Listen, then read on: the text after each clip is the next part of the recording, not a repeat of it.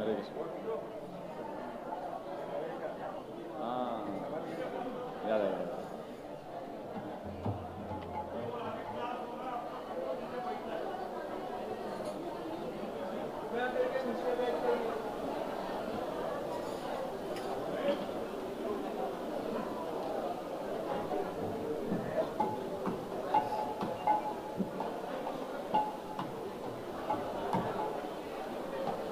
हरे कृष्णा।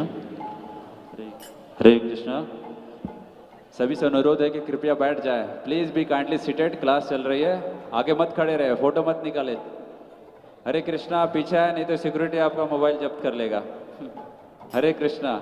आगे से पीछे बढ़िए। क्लास के दौरान फोटो मत कीजिए, आप आगे खड़े रहकर, पीछे सरकिए।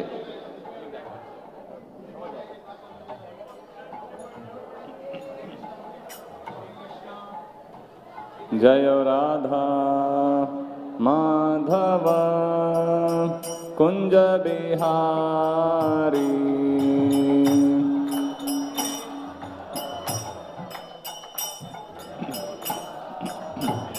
जय राधा माधव कुंज बिहारी।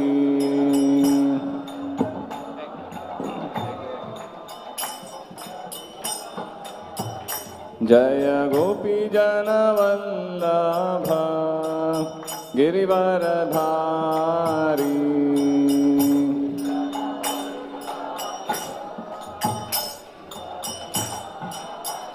जय गोपी जन वल्लभ गिरिवरधारी।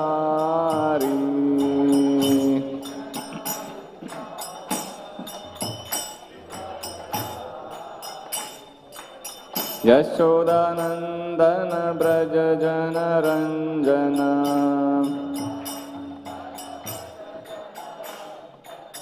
यशोदानंदन ब्रज जन रंजन।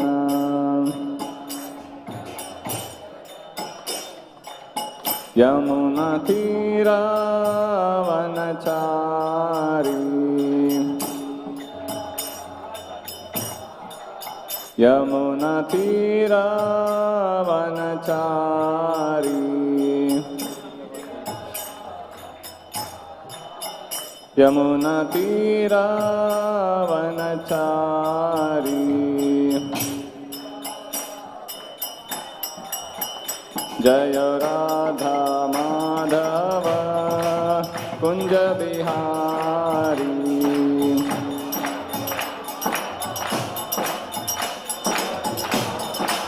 जय राधा माधव कुंज बिहारी।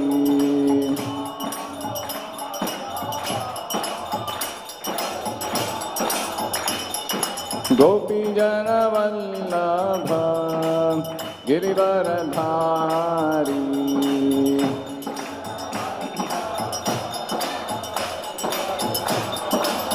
जय गोपी जन वल्लभ गिरिवरधारी।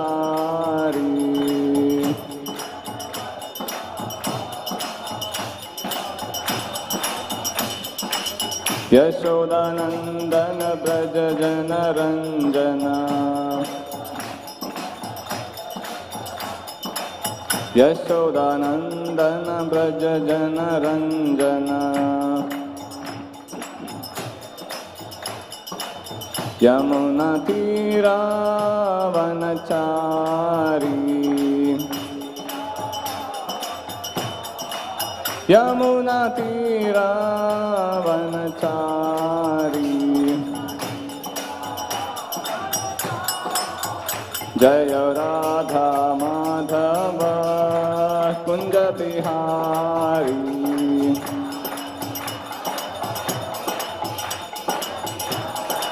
जय Radha Madhav Kunj Bihari.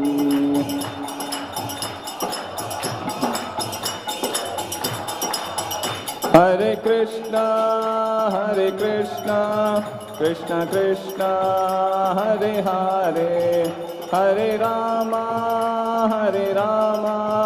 Ram Ram Hare Hare.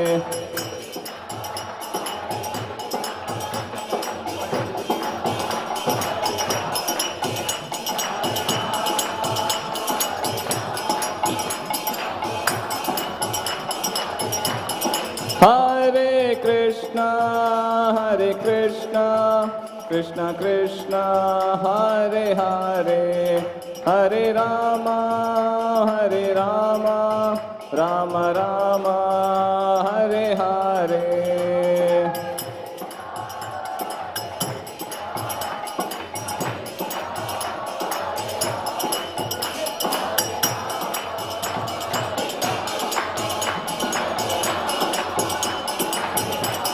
Hare Krishna Krishna Krishna Hare Hare Hare Rama Rama Rama Hare Hare.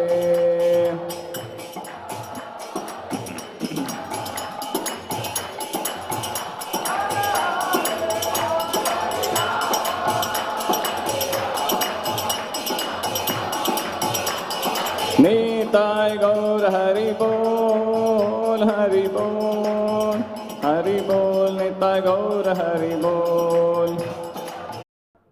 Jai Harinam Sankirtan ki.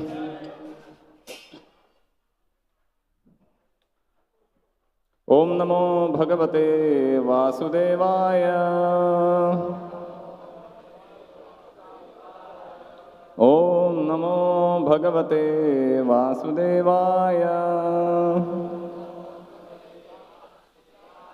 Om Namo Bhagavate Vasudevaya.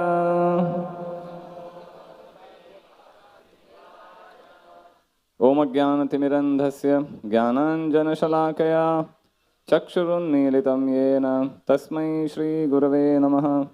Shri Chaitanya Manobhishtam Sthapitam Yena Bhutale Swayam Rupa Kadamahyam Dadati Swapadantikam Vandeham Shri Guru Shri Yuta Padakamalam Shri Gurun Vaishnavamscha Shri Rupam Sagrajatam Sahagana Raghunathanvitam Tam Sajivam Sadvaitam Savadhutam Parijana Sahitam Krishna Chaitanya Devam Shri Radha Krishna Padan Sahagana Lalita Shri Vishakhanvitamscha.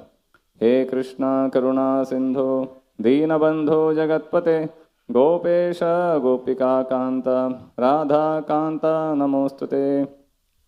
Tapta Kanchana Gaurangi Radhe Vrindavaneshwari Vrishabhanu Sute Devi Pranamami Haripriye. Vancha kalpatarubhyascha kripa sindhubhya evacha patitanam pavanebhyo vaishnavebhyo namo namaha.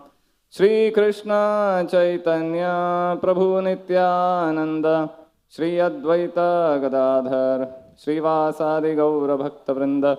Hare Krishna Krishna Krishna Hare Rama Rama Rama Hare Hare. Hare Krishna. So we welcome all of you for this evening, Sunday evening discussion on the Bhagavad Gita. We are continuing our discussion with chapter 1, text number 36. This is Arjun speaking, giving his arguments why he should not fight. Papameva shrayedasman hatvaitana tatayinah tasman narha vayam hantum dhartarashtran sabandhavan swajanam hi katham hatva sukhinasyama madhava.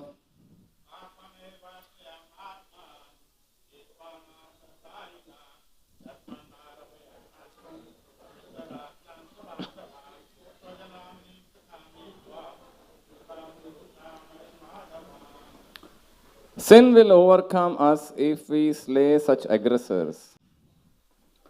Therefore, it is not proper for us to kill the sons of Dhritarashtra and our friends. What should we gain, O Krishna, husband of the goddess of fortune, and how could we be happy by killing our own kinsmen? Purport by His Divine Grace Srila Prabhupada. According to Vedic injunctions, there are 6 kinds of aggressors. First, a poison giver. Second, one who sets fire to the house. Third, one who attacks with deadly weapons. Fourth, one who plunders riches. Fifth, one who occupies another's land. And sixth, one who kidnaps a wife. Such aggressors are at once to be killed, and no sin is incurred by killing such aggressors. Such killing of aggressors is quite befitting any ordinary man. But Arjun was not an ordinary man. He was saintly by character, and therefore he wanted to deal with them in saintliness. This kind of saintliness, however, is not for a Kshatriya. Although a responsible man in the administration of a state is required to be saintly, he should not be cowardly. For example, Lord Ram was so saintly that people even now are anxious to live in the kingdom of Lord Ram, Ram Rajya. But Lord Ram never showed any cowardice. Ravan was an aggressor against Ram because Ravan kidnapped Ram's wife, Sita. But Lord Ram gave him sufficient lessons, unparalleled in the history of the world. In Arjuna's case, however, one should consider the special type of aggressors, namely his own grandfather, own teacher, friends, sons, grandsons, etc. Because of them, Arjun thought that he should not take the severe steps necessary against ordinary aggressors. Besides that, saintly persons are advised to forgive. Such injunctions for saintly persons are more important than any political emergency. Arjun considered that rather than kill his own kinsmen for political reasons, it would be better to forgive them on grounds of religion and saintly behavior. He did not therefore consider such killing profitable simply for the matter of temporary bodily happiness. After all, kingdom and pleasures derived thereupon are not permanent. So why should he risk his life and eternal salvation by killing his own kinsmen? Arjuna's addressing of Krishna as Madhava, or the husband of the goddess of fortune, is also significant in this connection. He wanted to point out that as the husband of the goddess of fortune, Krishna should not induce Arjun to take up a matter which would ultimately bring about misfortune. Krishna, however, never brings misfortune to anyone, to say nothing of his devotees. So we are seeing this condition of Arjun.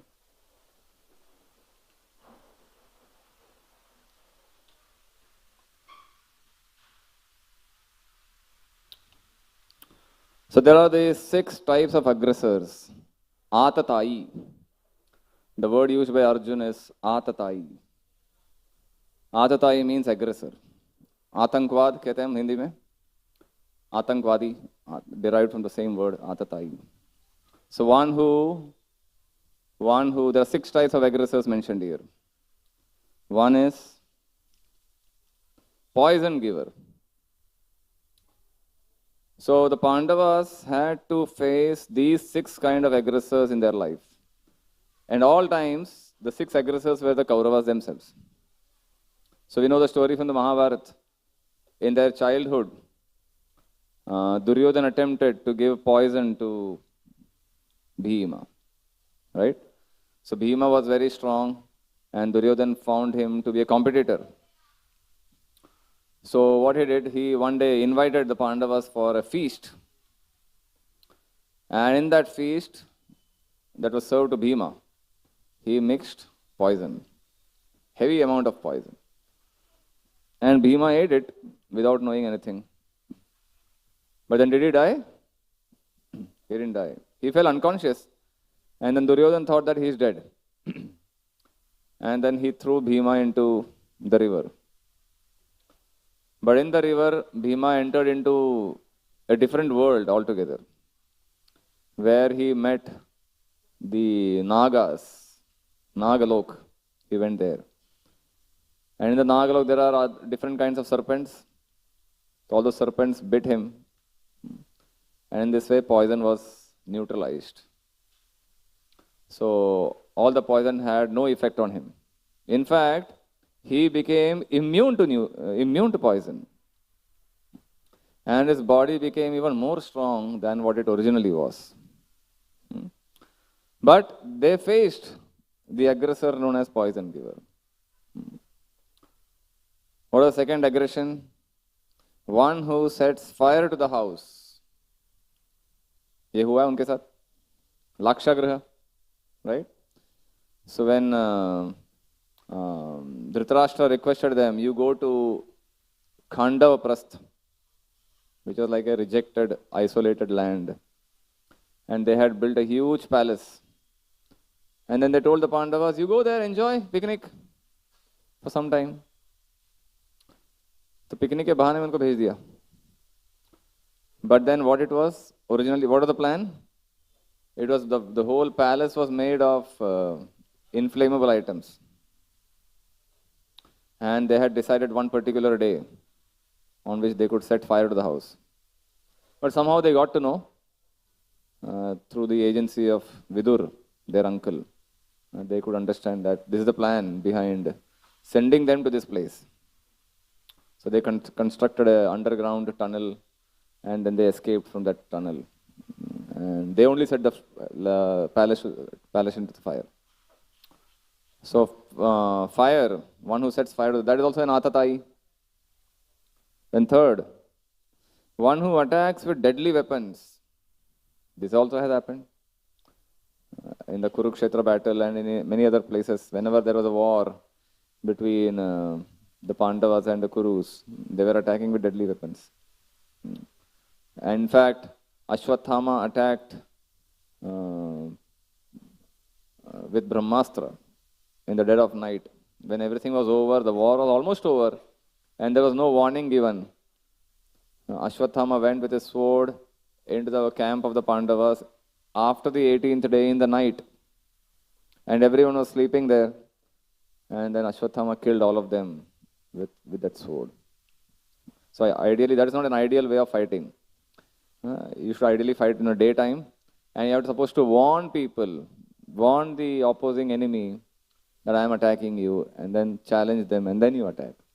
Not that when they are sleeping or when they are unprepared, you attack them. That is not kind of Kshatriya warfare. So attacking with deadly weapons. Then one who plunders riches. That also has happened with the Pandavas.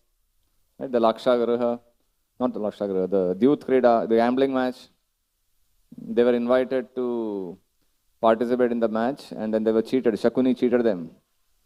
And then they lost all the kingdom, all property. They lost Draupadi also, and Draupadi was insulted in that assembly. Then fifth, one who occupies another's land. Same thing. They lost all property, all their kingdom, everything was lost. And sixth, one who kidnaps a wife. That also happened. Draupadi was kidnapped, insulted in front of the whole assembly. So that way Kauravas are qualified to be called aggressor on all 6 terms. And therefore Kauravas deserve to be killed. The Pandavas have the right to kill them. So this is the condition, this is the situation Arjuna is facing. He is facing what we call ethical dilemma. What is ethical dilemma? So if you know someone is good and person A is good and person B is bad, so it is very easy to decide, okay, isko chhod do, isko maar do. But when you know, when there is a gray area, it is not very clear who is good, who is bad, what is right, what is wrong, what is appropriate, inappropriate. Then you have to think deeply. You have to be introspective, consult someone, and then decide what is the right action. So in this case, Arjun has 2 dilemmas. On one side, he is supposed to kill the aggressor. Atatai is supposed to be killed. But if your relatives become the Atatai, then should you kill them or not? You're supposed to protect your relatives. You're supposed to protect your grandfather, teachers, brothers, sons, everyone. You're supposed to protect them, family members. And you're supposed to kill the aggressor. But if your relatives become the aggressor, what are you supposed to do? Kill them or protect them? Right? It's not an easy decision.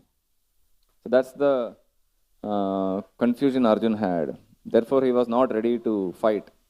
He's asking, if you kill your relatives, then you get sin. And if you don't kill an aggressor, still you get sin. So what to do? You understand the dilemma he is facing? If you are in Arjun's place, what will you do? Kill or leave? Not easy decision. So in this case, Arjun is therefore wondering whether we should fight or not. Imagine a case where, suppose you are a judge. And as a judge, you will award proper punishment to the criminals. Right? You will read the case, understand the case, and accordingly make a decision. Whether he should be sentenced to 1 year jail, 6 months jail, 10 years jail, capital punishment, based on the severity of the crime. So you have been doing a very nice job as a judge. But then one day, the criminal is your son. The judge has to decide on the son. If the son is your criminal, whether you will punish him or set him free. That's a dilemma. As a judge, you have to be impartial. But if he happens to be your son, then what to do? Thoda soft corner hoga hi na kisi ka bhi. So that's the kind of situation Arjun is facing. He is unable to decide whether to kill them or leave them. So Prabhupada here in the purport is glorifying saintliness. As a saint, as a saintly character, you are supposed to think all these things before you take an action, before you take a decision. Not that simply because someone has done something wrong, you kill them, punish them, send them to jail. A saint, a person with a saintly character, will think 10 times before giving punishment to anyone. And it has to be the right punishment. Less punishment is not good. Too much punishment is also not good. It has to be appropriate punishment. According to the crime, according to the mistake. Let's imagine a child, if a child commits a small mistake, the parents are supposed to correct the child. But if the parents don't correct the child, then the child will become a spoiled child. The child will become more mischievous. And if the parents punish too much, then the child becomes too much afraid of the parent, and eventually he may become a kind of depression and chronic cases, psychiatric case also it may happen. So the punishment has to be appropriate punishment. So saintly character, a person who has a saintly character will always think, how much punishment? Whenever someone curses, in the Shastras you read, Narad Muni cursing someone for some mistake. So before cursing, he's thinking, what curse should I give? In the Damodar Leela, when the Nalakuvar and Manigriv, they committed the mistake, Narad Muni was thinking, I have to curse them, give them some punishment. But the curse should eventually turn into a blessing. Not any curse where they simply suffer. They have to suffer, learn the lesson, and then get the benefit also. So they cursed, Narad Muni cursed those two people to become trees.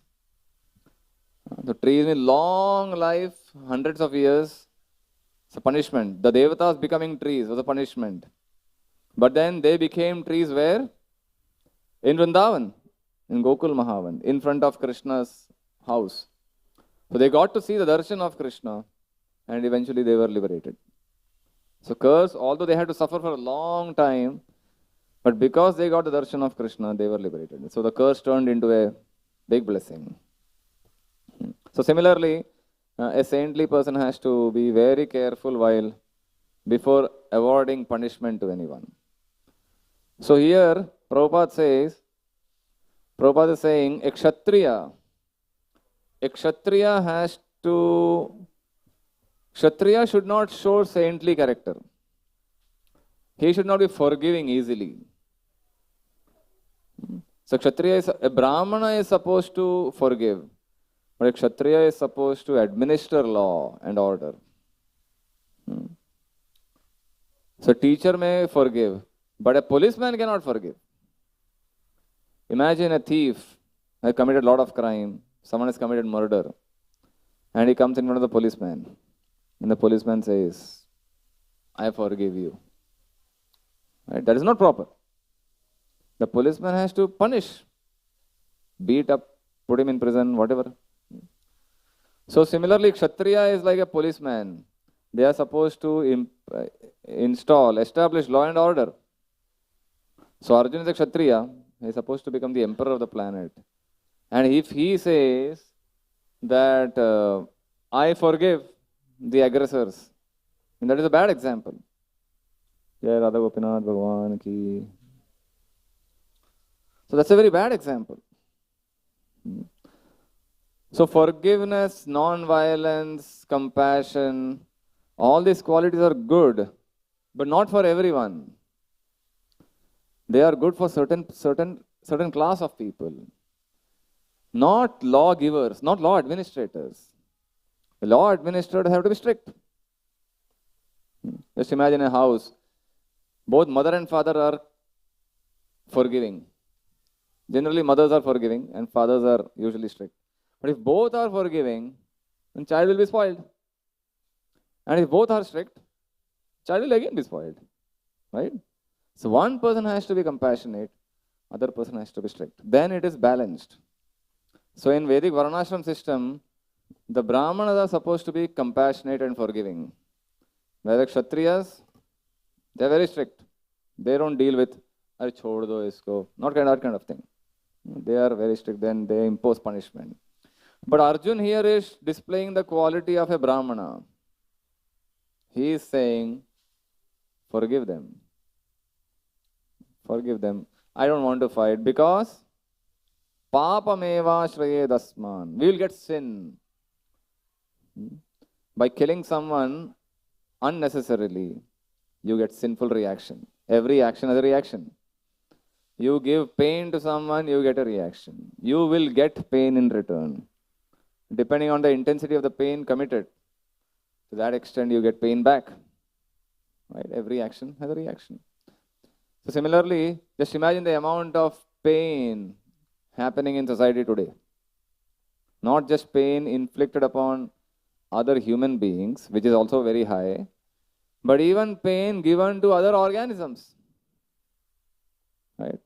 Millions of animals are slaughtered for eating. And we don't even bother. Kya ho raha hai unke sath? How much pain the animals have to undergo. So many goats and chicken and cows are slaughtered every day.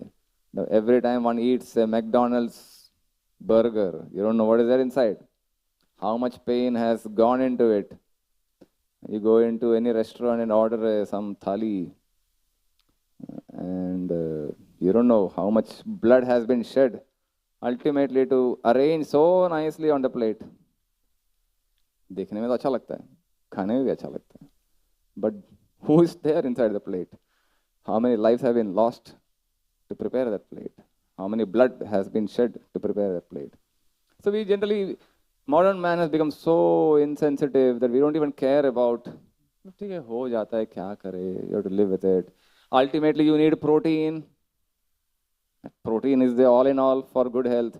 If you don't have protein and other nutrients, then you will fall sick and you will go thin, and then so bad for health. So for protein's sake, eat. Don't worry about all these things. But Shastra says every action has a reaction, which means you give pain to some living entity, you get pain in return. You abuse someone, you get abused. You kill someone, you get killed. Simple law, but very hard to register inside. So therefore Arjuna is considering thoughtfully, if I kill so many warriors present here, millions of soldiers present here, and I have to kill all of them so that I can become the king, is it really worth it? Is it really worth it? So let me give up the idea of becoming the king. But Krishna is going to urge him to fight because as a Kshatriya, he's supposed to establish law and order. Imagine a policeman telling, "Chhod do isko," which is very bad. You may commit non-violence, but in the name of, because of your non-violence, the society has to face violence. Right? If you leave a criminal scot-free, that criminal will commit so much violence to the society. Therefore, to prevent additional violence, you commit violence, little violence, to avoid future violence. Right? So terrorists killing so many people, we have to kill them. Otherwise, they will keep on killing so many people. So when to apply violence, when to apply non-violence is case-to-case basis. And we can't simply say, in the name of human rights activists, leave the terrorist, poor guy, he was not in a proper state of mind, so chhod do usko. As long as we are not victims, we want to show compassion upon others. The moment we become victims, we want to establish law and order everywhere. We want to punish everyone. So Arjuna's saintly behavior is not appreciated by Krishna here. He says it is useless. It is foolishness. So last 1,000 years, India faced so many attacks, beginning with the Mughal invasion, beginning from 7th, 8th century, right? All these invaders came from Middle East and other European countries, and then they invaded India. So in the beginning, Indian kings and leaders were like kind of compassion. But because of their stupid compassion, these people invaded. They came to India. There's one king who fought with an invader, defeated him 17 times. Who was that? Prithviraj Chauhan with Gauri or Ghazni? Ghazni, one of those. He defeated him 17 times, but he didn't kill him. He spared his life. And every time he would come back with a renewed army. Ultimately, what happened? He defeated him. He didn't show compassion. 17 times, that didn't happen. He killed him. And then began a whole series of attacks. Attacks on Indian population. So, where to show compassion, where to show strictness? It has to be guided by Shastra, not by our sentiments. Because our sentiments are highly unreliable. Our analysis are highly unreliable. It has to be guided by Guru, Sadhu and Shastra. Some saintly consultant, Shastric wisdom and other like-minded saintly people. If this is our guiding principle, then our decisions are likely to be correct. Especially government decision, any important decision. If we are grounded, if we are well versed with the wisdom of Shastra, the wisdom of the Gita, then it helps. We may not get exact decision, but at least we can know the principles based on which we must come to a decision. That's very important. Therefore, regular study of scripture is important. So that when a situation arises where we are supposed to take some crucial decision, we are equipped with the right wisdom, and then we can take the right decision. But unfortunately, we don't have education, Shastric education nowadays, right? All we have is Google, Acharya available, Chat GPTs. We rely on these people to come to a decision. And how reliable are they going to be? All they have complex algorithms to find out a solution, which is most commonly operated solution. That's what they're going to present. Whether they are shastrically right whether they are beneficial to the whole society, beneficial to us. There's no guarantee. So therefore, Shastric education is essential right from the beginning. Prahlad Maharaj says, Kaumara acharet pragyo dharman bhagavatan. Right from age 5. Age 5 is the right age to begin the study of scriptures. So that the main education, our school education should be all based on this. Other educations are important, but not all important. There is a level of importance attached to everything. But at the cost of values and wisdom, if we give over importance to these things, then society is in chaos. Therefore, we have to regularly study scriptures. So here Prabhupada is giving the example of Lord Ram. So he met with an aggressor. Who was the aggressor? Ravan. And what was the aggression? He kidnapped Sita. Right? Aggressor, one of the 6 aggressors. So Ram initially gave so many warnings and choices to him. You return the wife, return Sita, and I will spare your life, I won't attack you. So many warnings, so many indications he gave, but Ravan didn't care to listen. Finally, the Vanar Sena crossed the Indian Ocean, went to Lanka, and still he gave several options, several attempts, so that Ravan could come to his senses and save his life. But Ravan didn't care. And finally, Ravan was killed and Sita was released. So this is an example of how a king should punish the aggressor. The king gives lot of warnings, lot of attempts to improve. But if he doesn't improve, then he has to be severe, be strict. So similarly, in this case, the Pandavas also gave several attempts to the Kauravas. They initially asked for 5 villages. They said, okay. Initially they said, let us divide the kingdom into two halves. 1 half for you, 1 half for us.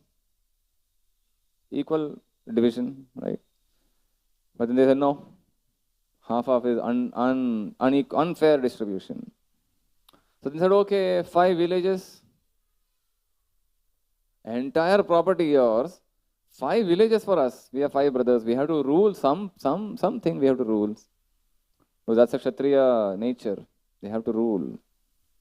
So what did Duryodhana say? I won't give you enough land to drive a pin. Pin ka head kitna jagah lega wo? I won't give that much land also. Which means I want everything. I want everything. So then they said, okay, now there is only one solution. We fight it out. Even after deciding to fight the war, they made one last attempt. Who made the attempt? Krishna made the attempt. Said, I will go on your behalf and try to make peace. One last attempt. So Yudhishthira said, okay. So Krishna went on a peace mission, Shanti Doot. And then he went to Hastinapur and presented the case. Said, why do you want to unnecessarily fight this war? Just because of your greed, so many millions of people are going to get killed. Do you really want this bloodshed? So then he tried to present various arguments and he said how, he gave divine celestial reasons also. He said, the Pandavas are not ordinary people. They are devatas who have come down to earth to establish peace and religious principles. So don't take panga with them. Don't get into fight with them. Better resolve the matter and settle the family dispute. Still they didn't listen. So in fact they insulted Krishna. They tried to capture Krishna and imprison him. So then that's when they understood that this is not going to settle down. Ultimately we have to fight the war. And the war happened. And the Kauravas were defeated, killed. Finally they came to senses. Abhi to jabarasti dena hi padega. So when they were ultimately killed, Only then they got. But look at the number of attempts they made to come to peace. So violence is resorted to as a last option. Not that some dispute happened, immediately take to fight. All attempts are made to broker for peace, not because you are incapable of defeating them. You are trying to settle for peace because you don't want unnecessary violence. But in spite of all attempts, if they are not agreeing to peace, for peace, then theek hai. Then you go for war. So in this way, we see Pandavas made all the attempts, but they didn't agree. So here Krishna is addressed by the name Madhava. Earlier we saw Krishna being addressed as Achyuta and Govinda and Rishikesh. Various names are used by Arjun to address Krishna. So in this case he is using the name Madhava. Madhava means, what is the meaning of Madhava? Husband of the goddess of fortune. Lakshmi is husband. So लोग generally Lakshmi के लिए प्रार्थना करते हैं. We all want Lakshmi, Lakshmi puja. We do. Typical photo of Lakshmi is like blessing the devotee and unlimited gold coins falling upon. Right? So we want Lakshmi. But Krishna is addressed as the husband of the goddess of fortune. So if you worship Krishna, goddess of fortune will automatically follow you, instead of separately worshipping Lakshmi and ignoring Krishna. That's what Ravan did, right? Ravan wanted Lakshmi or Sita without Ram. So if you worship, if you try to capture Lakshmi without Ram, then we end up like Ravan. That's the risk. If we snatch Lakshmi without Krishna, that Lakshmi turns into deadly enemy. But if we worship Krishna, automatically Lakshmi is going to follow. And that Lakshmi is safe Lakshmi. So in this case, Arjuna is addressing Krishna as Madhava. He is indirectly saying, "O Krishna, you are the goddess of fortune." That means anyone who worships you becomes fortunate. Then why are you forcing me to fight this war, which will ultimately bring misfortune? What is the need? Because Arjun thinks fighting this war is going to cause misfortune. So therefore he is saying, you are indulging in contradictory activities. On this war is going to happen, bring misfortune, but you are known as Madhava. There seems to be a mismatch here. So Acharyas explain, Krishna never brings misfortune.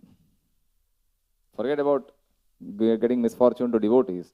Krishna never brings misfortune to anyone, especially to his devotees. So just like something may appear unpleasant, but unpleasant things may not be unfortunate.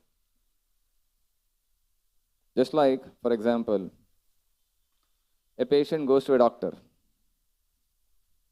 right? And the doctor advises surgery. Patient is admitted in ICU and the surgery begins, and surgery is very painful. So what appears uncomfortable, unpleasant, the patient agrees to it because the patient has faith and trust that this surgery will ultimately cure my problem, cure my disease and restore my health. So therefore the patient pays lakhs of money, right, and goes through that rigorous procedure, gets admitted, remains in the hospital for 10, 15, maybe 1 month also in some cases, and then goes through all kinds of medicines and treatments and injections. Why? Although it is not an enjoyable experience, the patient agrees voluntarily to go through that torture because it is ultimately going to give him good health. Similarly, whatever Krishna does to his devotees may appear uncomfortable, unpleasant, difficult. But the devotee has faith that this is the treatment I have to undergo. And what is the disease? The disease is material attachment. Attachment to worldly possessions, attachment to our negative emotions, lust, anger, greed, envy, pride, illusion, bodily attachment, bodily misidentification. This is the disease, the symptoms of disease. And this disease has to be cured. And the cure happens by going through difficult situations. Going through certain situations that appear difficult to us. Because only by going through that situations, we understand, oh, this is the impediment, this is the disease. And when we come out of the situation, the disease is cured. The cancer tumor is removed. But then that removal is painful. The greater the attachment, the greater the pain. The lesser the attachment, the lesser the pain. The easier the treatment. So whichever situation we have to undergo, whichever reversal, setbacks in life we have to undergo, ideally a devotee doesn't complain about it. A devotee, in fact, takes it gratefully. In the 10th canto, you find one prayer by Brahma. He says, Tattenu kampam susamikshamano bunjana evatma kritam vipakam hrid vag vapurbhir vidadhan namaste jivetayo muktipade sadaya bhag. What does it mean? Brahma is saying, whenever a devotee goes through difficult situation, his attitude is totally different. Typically, an attitude of a person is, why this happens to me? I am such a nice person and I have to undergo all these difficulties. When will it get over? Let me do this puja, offer nariyal, this and that, so that sankat nikal jai. Instead of accepting the sankat as a treatment, we want to get rid of the treatment and continue with our disease. That's what the ordinary people don't realize. But a devotee welcomes, Brahmaji is praying here, a devotee welcomes these kind of reversals. And he thinks, I deserve much more. I deserve much more punishment, but by Krishna's grace, I am getting only a token punishment. I deserve this much for whatever nonsense I have done till now in my earlier lives and this life. But by Krishna's grace, it has been compressed to this much. So he's grateful in all situations and not complaining in any situation. Such a person, Lord Brahma says, is eligible for the highest liberation. The complaining attitude is not at all helpful. Even in difficult situations, we have to be grateful. I should have got far more punishment, far more suffering. But now only this much. This is the attitude of a devotee. So that makes him eligible. That makes him very dear to Krishna. If we are grateful and happy in every situation, then Krishna is pleased. And then that's the treatment. Our treatment becomes faster. Our cure becomes faster. And then we come out of the disease state much earlier than what it would have taken otherwise. So in this way, Arjun is raising here the second argument why he should not fight. Initially he said compassion. I am feeling compassion for all these soldiers who have assembled here. I don't want to kill them. This is the first argument he gave. Second argument he gave was, how can I enjoy? If I kill all these people, if you want to enjoy something, you need people, right? You need friends and family members. How will you enjoy? Right? Even if you get millions of dollars, but if there are no friends to enjoy with, what is the value of that money and wealth? So Arjun gives the second argument as, how can I enjoy if all these people are dead? And here he is giving the third argument. Sinful reaction. If we kill all these people, then we get sin reaction, which means I may enjoy the kingdom now, but later I have to suffer for killing these people. Therefore, I don't want to fight. Therefore, better to avoid this fighting. And in this way, he will give few more arguments in the coming verses. He will talk about Varna Sankara population, how by killing all these soldiers, the next generation will be destroyed. They will not get proper samskars, proper values. If the elderly people are dead, who is going to give values to the next generation? That will come in the coming verses. All right, so we will stop here for today. Any thoughts, any comments, anyone wants to share, questions?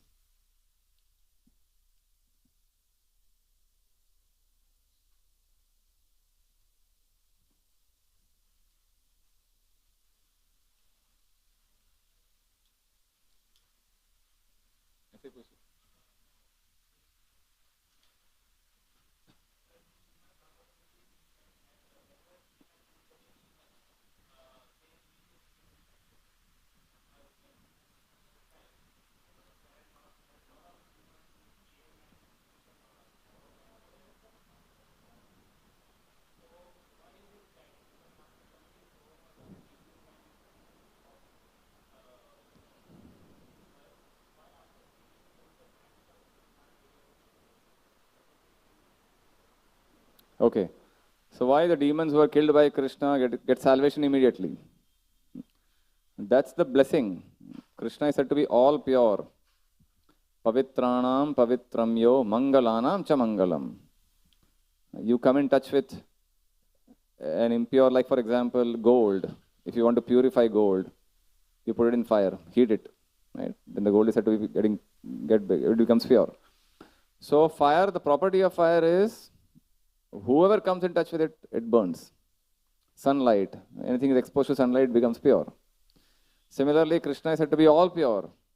Even the most impure object, person who comes in touch with Krishna gets purified. He doesn't have to undergo the regular chain of karmic reactions to get purified. It's an instant purification. Otherwise, someone has to go through a lot of time, lot of cycles of birth and death to reach the state of purity. But this is the advantage if someone comes directly in touch with Krishna in any form.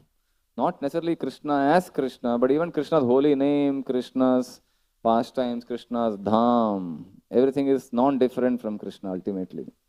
In some way or other, if someone gets in touch with any devotional item, in touch with Krishna in any form, he is purified.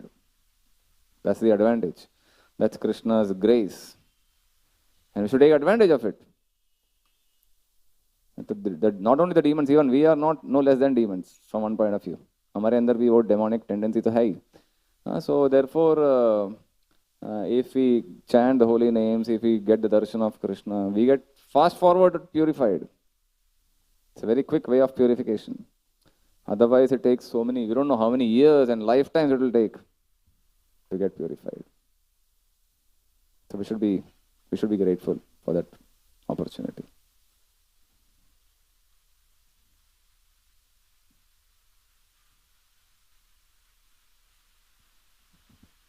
Hare Krishna.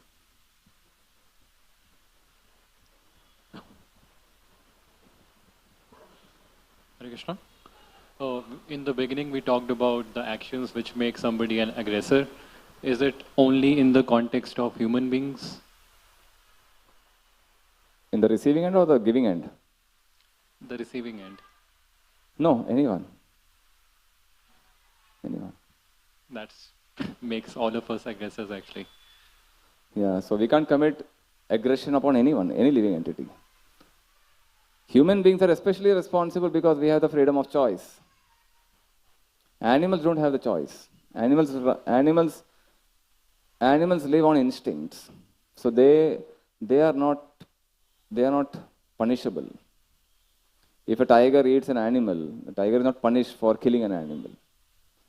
Whereas a human being has the ability to discriminate what is right, what is wrong. So if a human being is committing violence upon anyone, then he deserves some reaction. So I was referring to even for vegetarians when there are some insects in the house and you try to, basically set fire on their house or killing them, or maybe even unintentionally. Yeah. So not only setting fire to the house, simply by washing plates and utensils, simply by mopping the floor, simply breathing, you kill so many microorganisms, right? So that way we are killing at every moment. You walk on the road, you are killing so many organisms. Who knows who is there below your feet, right? So killing is unavoidable. But then, certain things are unavoidable, but certain things are avoidable. Unintentional, unavoidable sins are excusable, forgivable. But in spite of knowing something is within our control, and we still indulge in sin, then we deserve punishment. So that's why we are given intelligence. That's why we are given instructions. Okay, this is the right thing to do. This is not to be done. This is right. This is wrong. This is good. This is bad. What is the point in giving set of instructions if we don't have the ability to decide? In the Gita, you find Krishna talking about activities to be done, activities to be avoided. What will give you reaction? What will not give you reaction? An instruction is given to people who have the ability to choose. The Gita is given for human beings. So we have the choice to do this or to do this. And if we still do the wrong thing, then we deserve punishment. Right? The freedom of choice is not taken away at any time. So then we decide. That's why human life is considered to be more important. More responsibility is given to us so that we can make the right choices. And if we ignore the Shastric injunctions given, then the Shastra says, then what is the difference between you and an animal? Animals cannot make a choice, and human beings don't make a choice, in spite of having the choice. So if someone, in spite of having the ability to make the right choice, do not make the right choice, then the Shastra says you are Dvipada Pashu. What is that? Two-legged animal. Dvipada Pashu. Others are four-legged animals. We are Dvipada, two-legged animals.